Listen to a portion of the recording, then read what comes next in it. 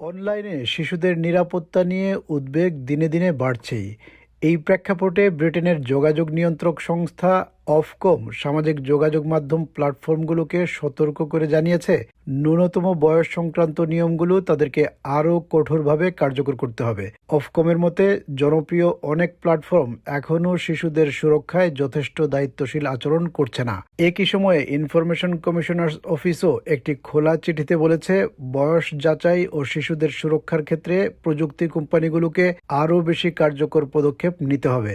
সামাজিক যোগাযোগ মাধ্যম যেমন ইনস্টাগ্রাম, ফেসবুক, স্ন্যাপচ্যাট, টিকটক এবং ইউটিউব এসব প্ল্যাটফর্ম ব্যবহারের ন্যূনতম বয়স 13 বছর নির্ধারিত থাকলেও বাস্তবে তা সহজেই এড়িয়ে যাওয়া যাচ্ছে। বেশিরভাগ ক্ষেত্রে শুধু নিজের বয়স একটা কিছু লিখে দিলেই অ্যাকাউন্ট খোলা সম্ভব হচ্ছে, ফলে অনেক শিশু তাদের জন্য অনুপযুক্ত কন্টেন্টে প্রবেশ করছে। এই পরিস্থিতিতে অফকম 4টি গুরুত্বপূর্ণ পদক্ষেপের কথা বলেছে। প্রথমত, বয়স যাচাই কার্যকরভাবে নিশ্চিত করতে হবে, যেমন ডিজিটাল আইডি বা ছবি মিলিয়ে যাচাই করার মতো পদ্ধতি চালু করা। দ্বিতীয়ত, অপরিচিত ব্যক্তিদের সঙ্গে শিশুদের যোগাযোগ বন্ধে কঠোর নিয়ন্ত্রণ আরোপ করতে হবে। তৃতীয়ত, শিশুদের টার্গেট করে অ্যালগোরিদম কিভাবে কাজ করছে তা খতিয়ে দেখতে হবে।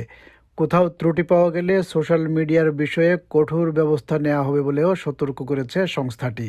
এছাড়া নতুন কোনো এআই প্রযুক্তি শিশুদের উপর প্রয়োগ করার আগে সেটির নিরাপত্তা নিশ্চিত করতে হবে। ইনফরমেশন কমিশনার্স অফিসও জোর দিয়ে বলেছে, ব্যবহারকারীর বয়স সঠিকভাবে জানা এবং শিশুদের তথ্য নিরাপদ রাখা এগুলো প্রযুক্তি কোম্পানির আইনি দায়িত্ব। The platforms absolutely have an obligation, including obligations set out in law, to understand the age of their users and to put appropriate protections in place, including ensuring that the way in which children's data is processed doesn't cause them harm.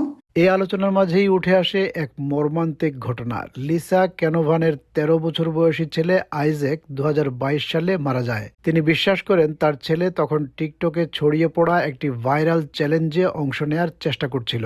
লিসার অভিযোগ, এসব platform বড় বড় কথা বললেও বাস্তবে খুব কম কাজ করে। তার মতে, অ্যালগোরিদম এমনভাবে তৈরি করা হয় যা শিশুদের আকৃষ্ট করে এবং বারবার একই ধরনের কন্টেন্ট দেখায়, যার পেছনে মূল লক্ষ্য থাকে মুনাফা। I have no confidence in these platforms. They blind you with corporate statements and they do the bare minimum. But you think about it, our children are the biggest customers. When you get something, an algorithm that like reels into a child and then a continue, fast reels, that's their target audience. It is profit over lives. সব মিলিয়ে Ofcom এবং information commissioners office স্পষ্ট করে বলেছে, এখনই ব্যবস্থা না নিলে সামাজিক যোগাযোগ মাধ্যম শিশুদের জন্য আরও বড় ঝুঁকিতে পরিণত হতে পারে।